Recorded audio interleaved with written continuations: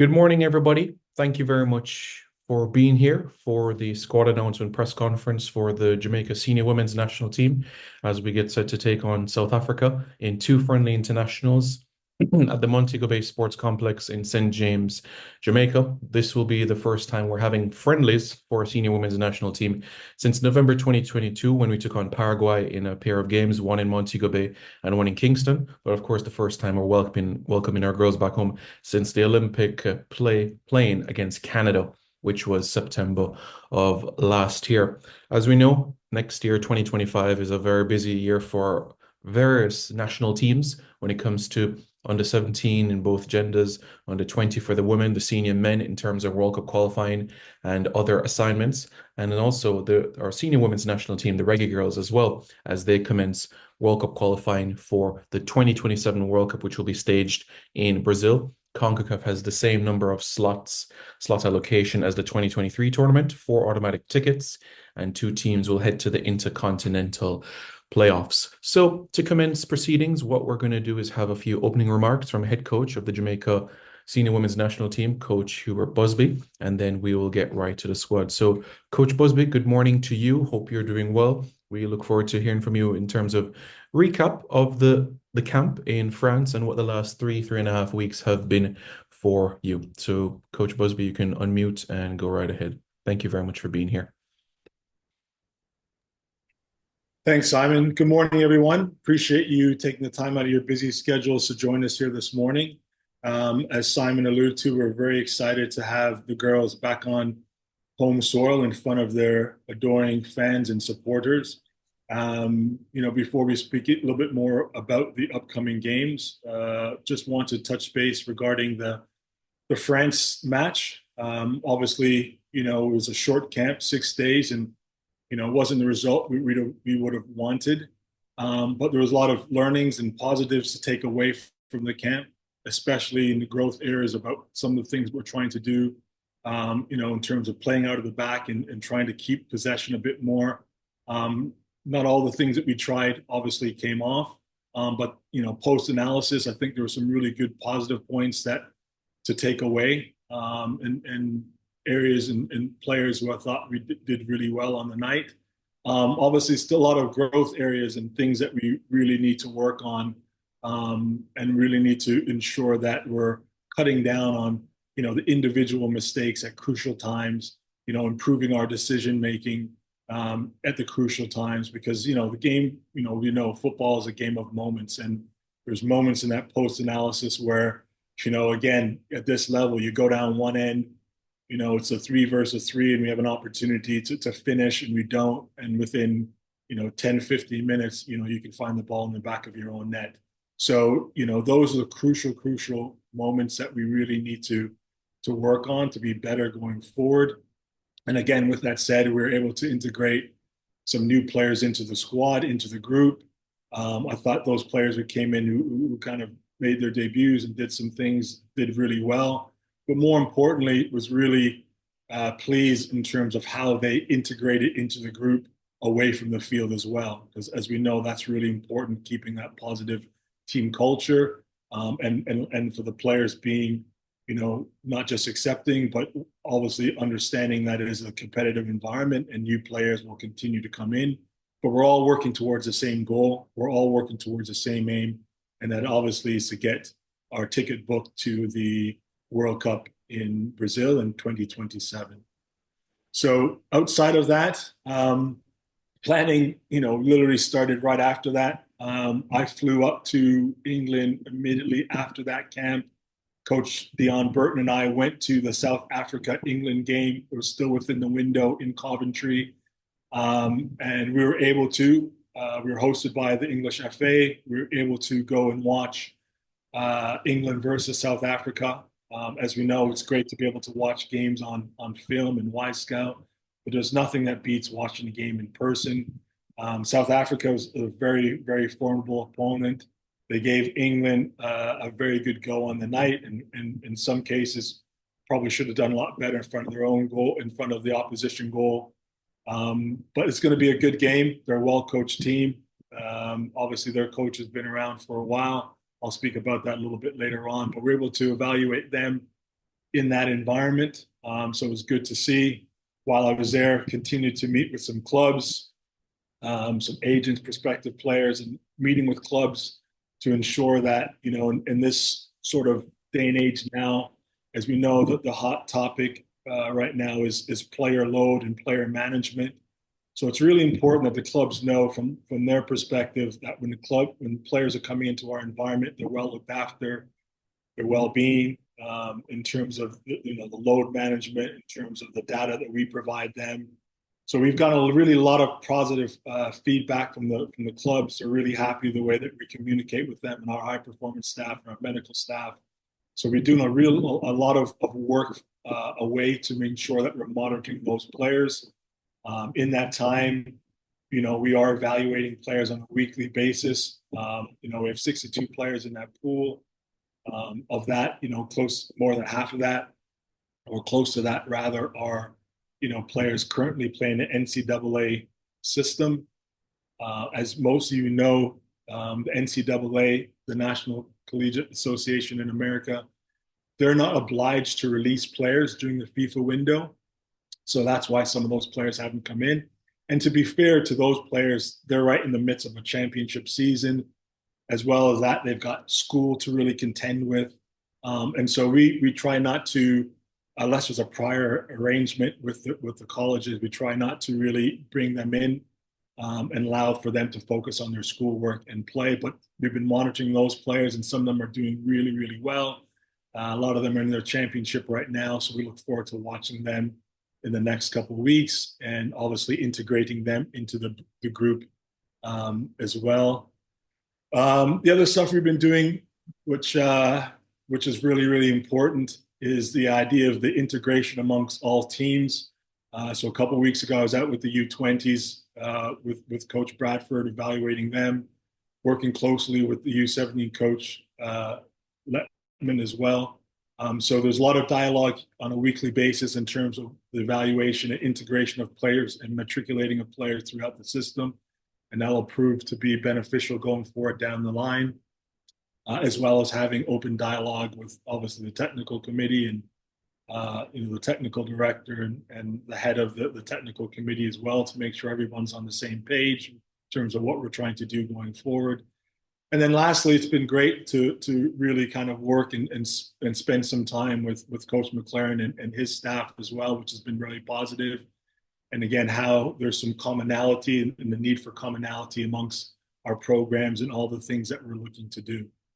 So yeah, it's been busy, it's been intense, but it's been very productive. And yeah, we're looking forward to these upcoming games next week. Yeah, thank you very much, Coach. Much appreciated for your opening remarks. A reminder to members of the media in terms of the upcoming matches. November 29, the kickoff will be 8 p.m. Jamaica time, and on December 2nd, the kickoff will be 7:30 p.m. Jamaica time. And before Coach Busby goes into the squad, just a little tidbit in terms of Jamaica and South Africa. Quite a number of similarities. They're both nations' first Women's World Cup was 2019 in France, and both teams' first appearance in the men's equivalent was France 98 as well. And of course, as we know, in 2023 in Australia and New Zealand, both countries made it to the round of 16 of the World Cup for the first time in each nation's history. So, Coach, we can now proceed in relation to the squad for the upcoming friendly internationals. Thanks, Simon.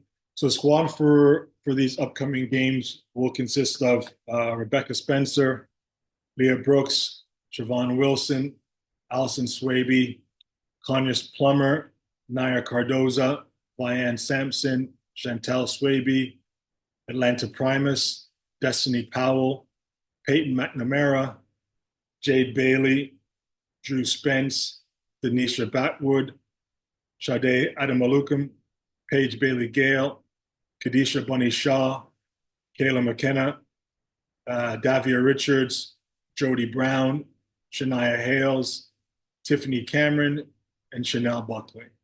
That will comprise the players that will be involved in the South Africa series coming up.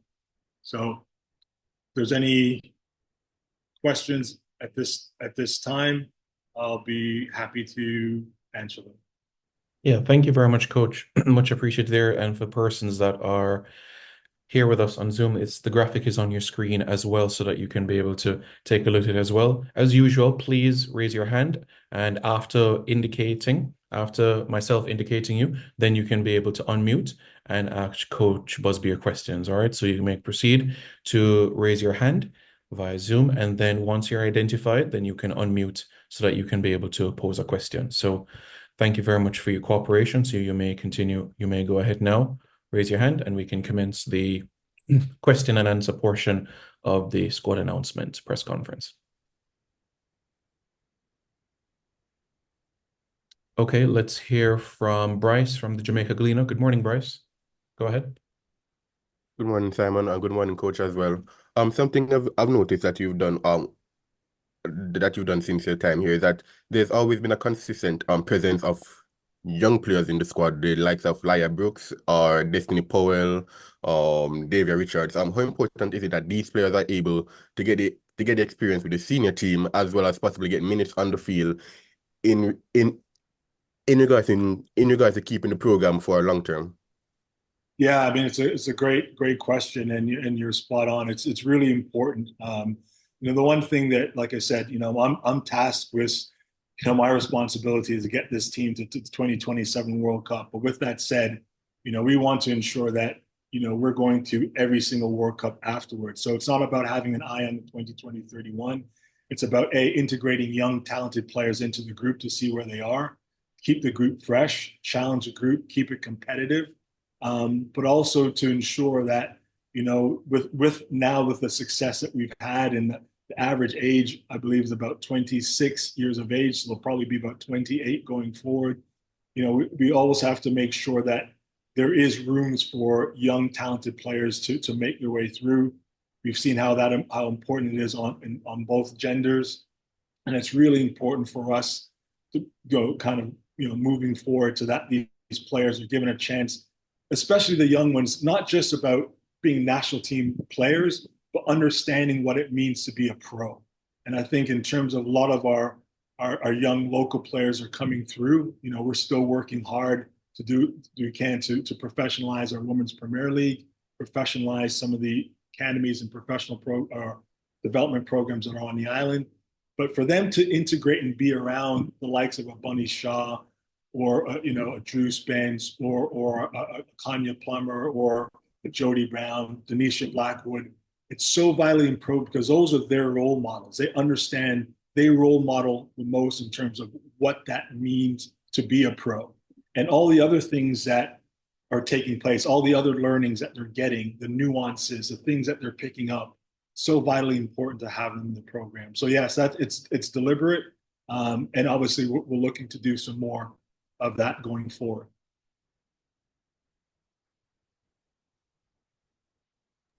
All right, thank you, Bryce. Do you have a follow-up for Coach Busby? Okay, go ahead. Sure, yeah. I remember a few years ago after the team had qualified for the World Cup, Drew Spence had said that if the program wants to keep continuing at this level, that the team needs consistent games against top oppositions. How important is it for you as a coach to get the to one get the team these games, as well as two, to potentially go forward and win these games, not just compete, but to get positive results going forward, for the confidence of the girls the as well as the Jamaican public who are watching along and supporting these girls? Yeah, again, another great question. I said, look, the reality is for a lot of the core of those players, as we know, there's almost a 9 month gap with them not sort of coming together. Obviously, all that stuff is in the past now, and we're moving forward. But as far as that comes to the field, it's a reintegration, and so you know, bringing these players together and playing these matches, and getting used to them, these players, the familiarity of playing with the player in front of you, playing behind you. Side, we don't have that what they get in the club day-to-day basis where they're building relationships. We almost have to start again in some aspects. Now, the good part is from a chemistry standpoint, it's there, but you can't get away from the idea that, it'll take some time, especially when we're trying to integrate some new principles. So especially as we're trying to integrate some new principles of how we want to play into the group, it's taken a little bit longer. look, at the end of the day, any coach would have said, would you want to come back against what would have been the future silver medalist at the Olympics and play France as your first 3 games coming back in? Probably not ideal. But again, as we said, we don't back away from matches. We don't back away from oppositions. And it's given us a good litmus test in terms of where we are and where we need to be. And yeah, I've maintained that coming in. These are the games that get us ready for the World Cup. We'll play a variety of different games coming through. But yeah, playing games and more importantly, having these camps to evaluate and bring teams together to implement what we want to do on the pitch, things that we need to correct in terms of analysts and breaking down video individually with players or with blocks. So midfielders are looking at things, defenders are looking at things, forwards are looking at things, goalkeepers are looking at things. Those are vitally important with the times that we have together to ensure that those things happen. And we're putting things in place to make sure that going into the next year that we continue to play good matches, but we're also having the requisite camps and evaluations and being creative within the windows or outside of the windows to be able to evaluate talent as well. So yeah, good question. And again, something that we have to continue to do is play top quality opposition. Thank you very much, Bryce. Let's now hear from Jason Hall. Go ahead. Thank you. Jason Hall, Jason Guna TV here. Good morning, Coach. Good morning, Jason. Hope you're doing well. I just had a question on a player that caught my eye in the last game against France. It was a very tough game for us. I know we're trying to instill some new principles, and perhaps in the past against a team like France, we wouldn't try some of the things we're trying. One of the players that I thought had the technicality and the ability to be able to match those principles was Taylor Hines. Can you speak to her omission and just the thoughts about your overall thoughts about that player? Yeah, listen, Taylor's a big part of what we're looking to do. Obviously, she's declared someone that we've been speaking to in a while, and I think like everything else with young players, they wanted to kind of settle into their professional career first, and she's been able to do that. And she's the captain of Liverpool. Her mission is a little bit more of a situation now that we're looking at this particular time to make sure all the necessary documents and paperwork are in place. So just giving her some time to do that while looking at some other players in the meantime. But rest assured, she's a big part of what we're looking to do going forward. And I concur with your assessment. Again, for a player at 25 to be the captain of one of the biggest clubs in the world and one of the biggest teams in the Women's Super League is no easy feat. And it speaks volumes of her and her qualities, not just as players, but as a leader. And that's why we're excited to integrate her into the group going forward. You have a follow-up, Jason? Yes. I noticed as well the inclusion of Destiny Powell, Chanel Buckley, and Davia Richards. I happen to know that Chanel especially had a really good season overseas in college. How pleased are you with some of the development of some of the local players that are included in the squad? Yeah, I mean, I spoke to her a couple of days. She's in the National Junior College Championships this weekend, so we wish her best of luck with that. And ironically, yesterday I got another 2, 3 calls from college coaches at Division I schools looking for her to come in as a transfer. So if she continues to do well, I think obviously like all the young players, she's dynamic in the final third. I think her, final product, like all young players and decision making, still needs to improve. But again, when I alluded to bringing in young players to have role models to look at, I mean, what better way for her to see the likes of Jody Brown, up close again, Hales up close, players who are playing those positions. She's a young talent that has a huge upside, but she has a lot of growth that needs to happen as well. And so, we're trying to give her the opportunity to come into the squad, be herself, be relaxed. One of the things I'm really, really proud of is the fact that, these older players do such a good job. The sisterhood in this team is unbelievable. It's always been the strength. But we just talked staff call. They do a really good job of looking after these players. And so, I've no doubt she's going to have a really good camp, just because of the fact that I know that she has a huge upside going forward, and looking forward to see how she integrates into the senior team. Destiny Powell, same thing. You know, she's a U20 player. Saw her a couple of weeks ago at camp. You know, has done well. Even when she's come in and played some professional matches in the CONCACAF Gold Champions Cup, she's done well. She's in a good training environment, both with Fraser's Whip and Football's Freedom. So I'm monitoring her there as well. So yeah, I'm looking forward to her, and the same thing with Davia. So yeah, they're all doing really well. Davia, we took to France. Her attitude was fantastic. At times, she played a little bit out of position to help the group. Just got on with it, smile on her face, asked a lot of questions. So yeah, really happy with the way that they're progressing, and look forward to seeing how they do in the next few months and years as well.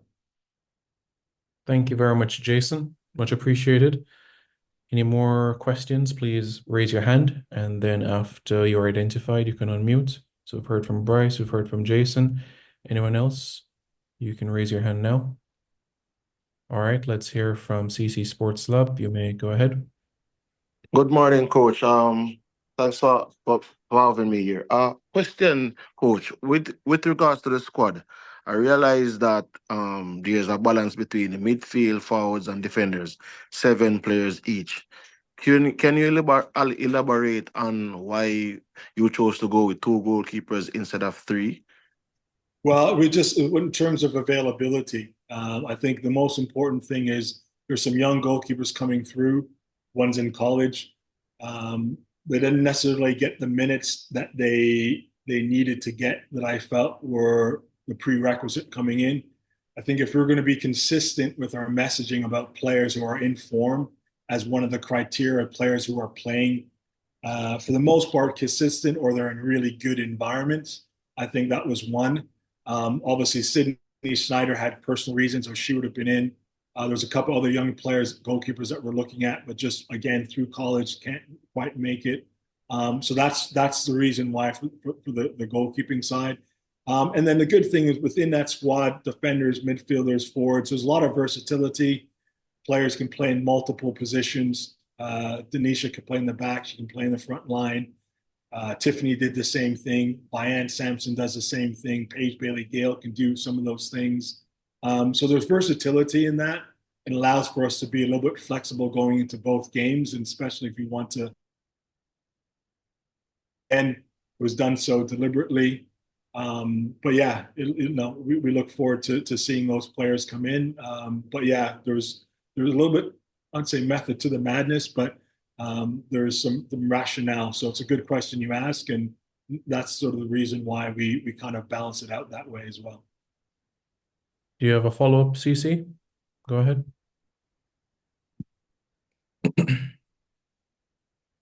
All right. So just in terms of following up, you heard me? Sorry. Go ahead. Yeah. Yes. So in terms of the matches going forward, like, what's your expectation of the squad in terms of how far they can go and what you're looking forward to towards in 2025 and closing out this year? Yeah, I mean, it's a good question. I think the most important thing is to build on performance. Like I said, there's some individual things that we want to correct. The first thing we need to do is, from one of our objectives is to keep a clean sheet. It's been the basis of our foundation of success, is to be good defensively. Without a doubt, the biggest inclusion into this group is one of the most informed strikers in the world right now, and leader in Bunny Shaw. She's been in great form, as we all know. So it gives us another option up front to go along with the other attacking options we have. But having her back in the group helps tremendously. So in terms of getting some of the service in the final product. So we're looking to have a good performance. Then that leads to obviously a good result to end up the year. But really, it is also about us continuing to evaluate and to make the proper assessment of the players who continue to kind of move forward that will form core of this team that will go into World Cup qualifiers. I mean, that's really the bigger picture. So short term, hey, let's get 2 good performances this week. It's 2 good results, and take that into the February window. That looks to be, constant, from there, looks to be a very busy year that we continue to build on the platform and the foundation that we're laying. Yep, thank you very much, Cece. Any other questions? You can raise your hand. We can take time for a few more as well. And yeah, just to reiterate what Coach Busby said, yeah, World Cup qualifying for the women does commence next year, 2025, and it will also be carried over into the calendar year of 2026 as well. So World Cup qualifying in more than just one of our national teams, senior men, senior women, U17 across both genders, and of course we have the under-20 women as well. So quite a number of World Cup qualifying action to look forward to in the calendar year of 2025. So any other questions, you may raise your hand and go ahead. Okay, Jason, you have another one? Okay, no problem. Go ahead. Yeah, again, coach, just had a question. I've seen a push with the Reggae Boys recently in their time in Jamaica when they have windows, trying to have outreach with the fans. Is there anything in line for the girls to do so since we can kind of try to take advantage of them having a little extended stay in Jamaica? Well, I think there's some things being worked on as well. I think with the time between games, and ensuring they also get some rest. There's some things that there are being worked on. I don't know exactly when those will be finalized. I do believe that it is vitally important as well. For them to be visible and to do some different things.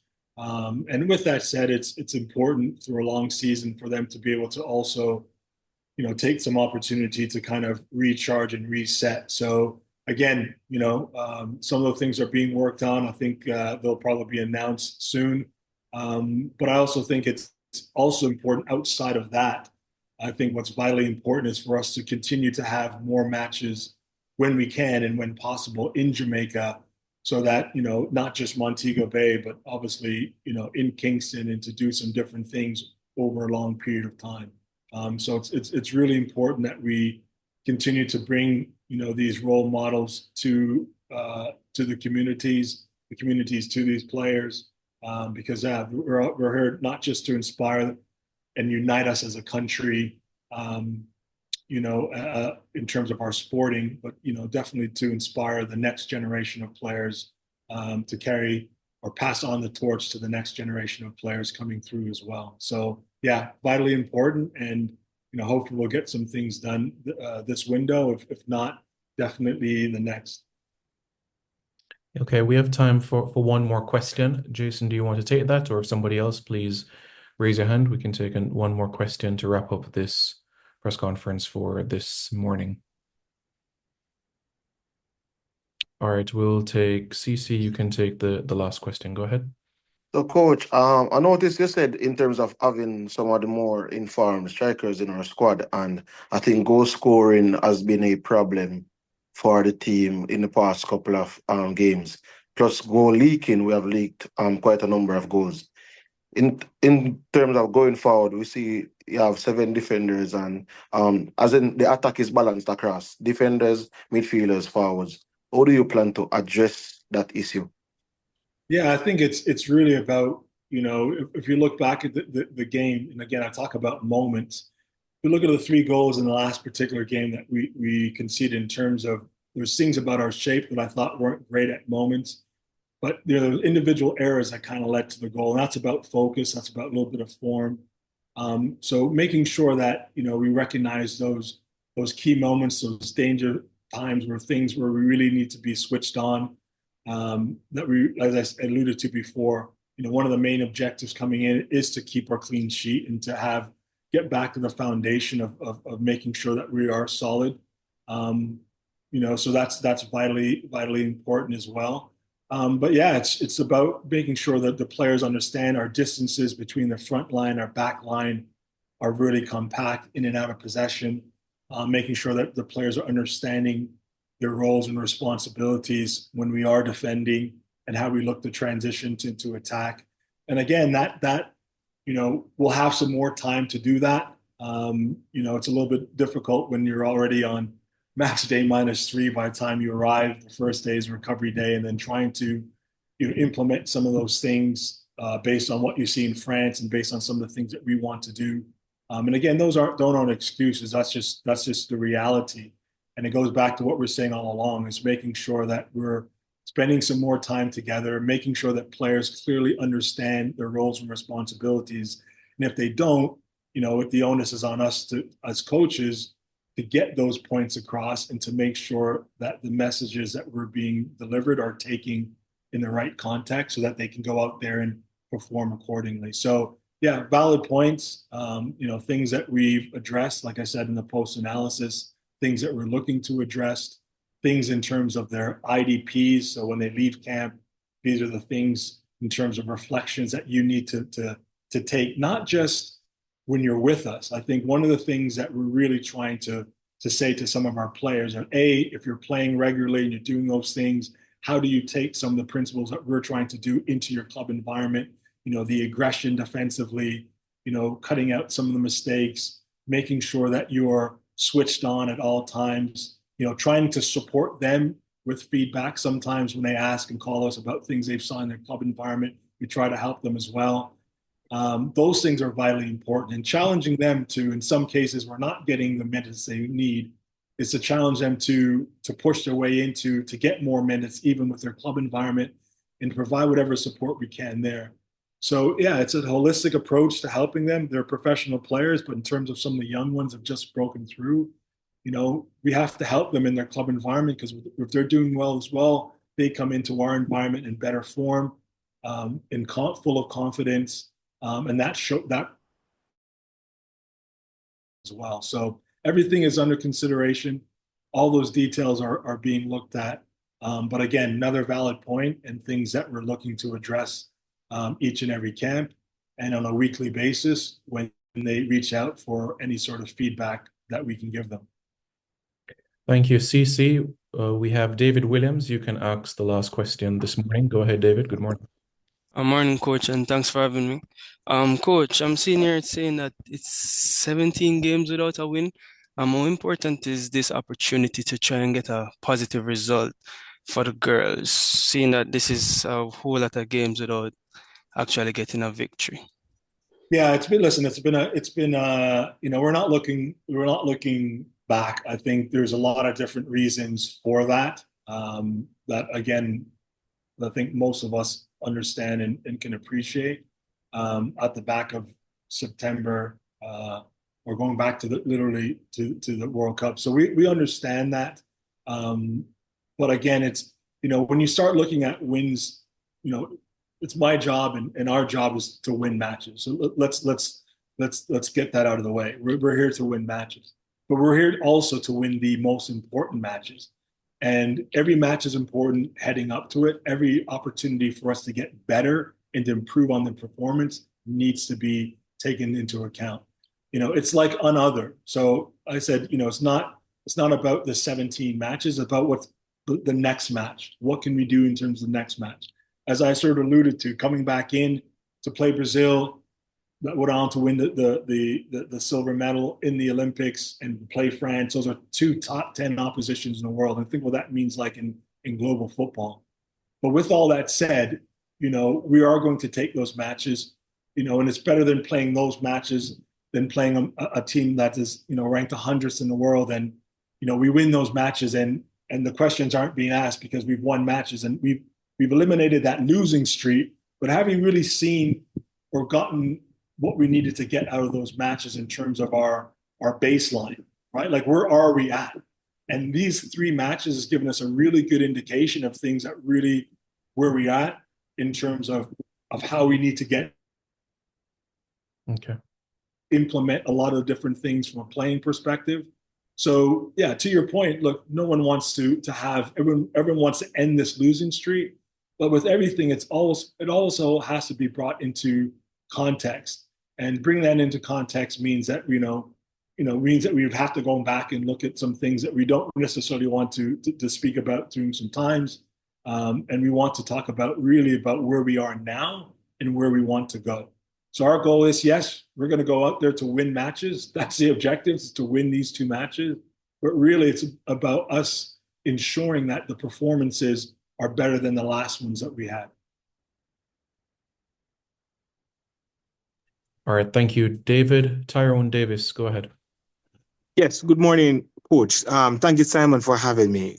Coach, now that you have your team, I think it's about 95 or 98% of the person that we know. How fast can you have them clicking and running to the Reggae girls that we used to see and winning matches? How quick can you get this team up and running?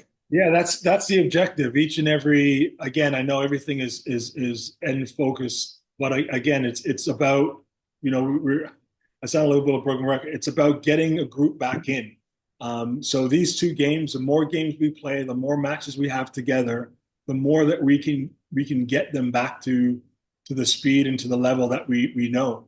But again, it's one of the things that we've noticed. You build a connection over the last 3 years. Relationships along the back line, relationships with players in front, and then there's a disconnect between some of that because you're not playing matches together or not together as a group. And then so that takes time to reintegrate. So we're playing that, and then it takes time to reintegrate when you're playing some top opposition. That always helps. So it doesn't always help, rather. So yeah, we're going to go into this camp for a improved performance. And the idea is that, look, we all want to win matches. We all know what that means. We all know the significance behind it. And that's the objective going into these 2 games against, a very quality opponent in South Africa. That still gives us a really good litmus test in terms of where we are and, more importantly, where we need to go. So that is the objective. We want to get the wins. We want to improve performance. And we're hoping that these next 2 games we will see a much more improved performance than we have before. That's for sure. Thank you very much, Teagat. Coach, thank you very much for your time as well. And thank you very much to the members of the media for being here this morning. This recording will be shared with everyone in the media group right after this press conference. Thank you very much, everybody, for being here. A gentle reminder, the match is November 29. That's at 8 p.m. kickoff, and December 2 kickoff is 7:30 p.m. Thank you very much for everybody, and we look forward to seeing you in Montego Bay next week. All right, everybody, have a pleasant rest of the day.